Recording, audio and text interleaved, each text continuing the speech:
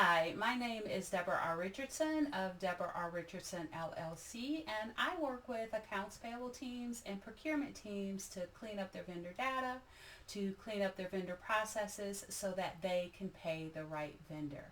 And this week's Vendor Master File tip of the week is the Vendor Process Audit.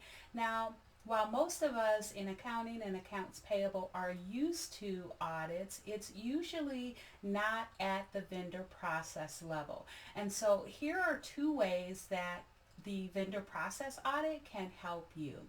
One, the first way that it can help is to ensure that all those internal controls, best practices, and hopefully authentication techniques that you put into place to make sure that no fraudulent payments go out are followed. And the best way to make sure that they are followed is to implement an audit.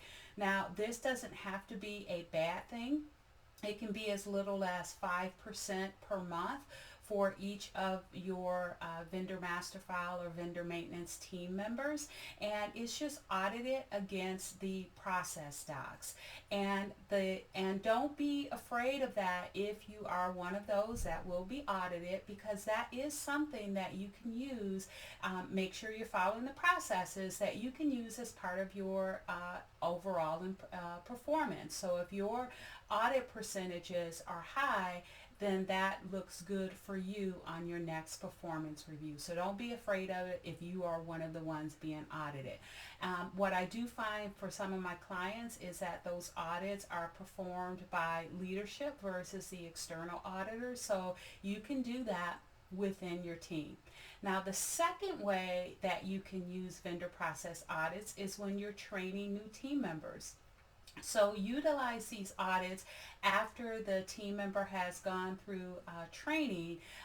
Put in place a weekly audit and have that new team member pass by a certain percentage each week, and then put some process or some measurement in place that after so many weeks of passing with a 100%, I should have mentioned that 100% audit, that they then can go off and not have to be audited 100% on their activity or on their work.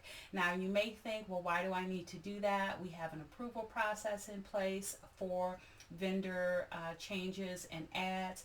Yes, but keep in mind, having to reject and send those back over and over again can be a time-consuming activity for that leadership team member that's reviewing those requests.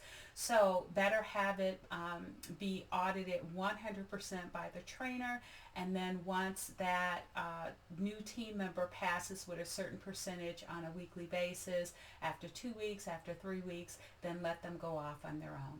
So I hope this has helped you, and feel free to come back every week on Tuesdays for the Vendor Master File Tip of the Week. And if you want more information on vendor process audits, maybe as a part of the new team member training, then I will put a link to a blog post, a related blog post that you can get my 5 recommendations for new vendor master file or vendor maintenance team member training. Thank you, and I'll see you in the next one.